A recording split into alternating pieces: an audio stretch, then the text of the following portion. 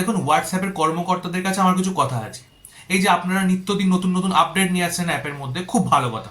আমরা এই app use করছি, কাছের মানুষদের সাথে কথা বলতে পারছি, গ্রুপ বানাচ্ছি, বন্ধুদের গ্রুপ আলাদা, ফ্যামিলির গ্রুপ আলাদা, বন্ধুদের মধ্যে যারা একটু বেশি প্রীতের বন্ধু তাদের সাথে আলাদা গ্রুপ আছে। এবার কখনো যদি বাই চান্স একজনের মেসেজ অন্যজনের কাছে চলে যায়, মানে ধরুন ফ্রেন্ডস গ্রুপের মেসেজ ফ্যামিলি গ্রুপে চলে যায়, মানে বুঝতেই পারছেন কি কেলোটা হয়ে যাবে তখন।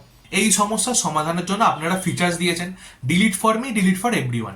এবার প্রথমটা মানে ডিলিট ফর মিটা যে কেন দিয়েছেন তার কোনো লজিক আমি বুঝতে পারলাম না। তবে সেকেন্ডটা মানে ডিলিট ফর এভরিওয়ানটা কাজে দেয়। এবার ডিলিট ফর এভরিওয়ান করার পর ডিলিট তো হয়ে যায়, কিন্তু আপনি যে দায়িত্ব নিয়ে নোটিফিকেশনটা পাঠিয়ে দেন, you have deleted this message, এর জন্য আমাদের কত প্রবলেমে পড়তে হয় আপনি কিছু জানেন? সারাক্ষণ কি ডিলিট করলি জিজ্ঞেস করে করে পাগল করে দেয় সবাই। ভুল করে পাঠিয়ে দিয়েছি, ডিলিট করে দিয়েছি, মিটে গেল। মাঝখান থেকে নোটিফিকেশনটা গুজে পিছনে বাঁশটা দেওয়ার কি ছিল? ঠিক একইভাবে ওই কোনো মেসেজ এডিট করার পরে পাশে ওই এডিটেড বলে লিখে দেওয়ার কি খুব দরকার ছিল? কারোর মনে তো সন্দেহ না থাকলে ওইসব দেখে সন্দেহ ঢুকে যাবে। দয়া করে এদিকে একটু আলোকপাত করুন, আগে এগুলো আপডেট দিয়ে ছড়ান। আর আমার মতো এরকম একই সমস্যা যারা ফেস করছো তারা কমেন্ট করো।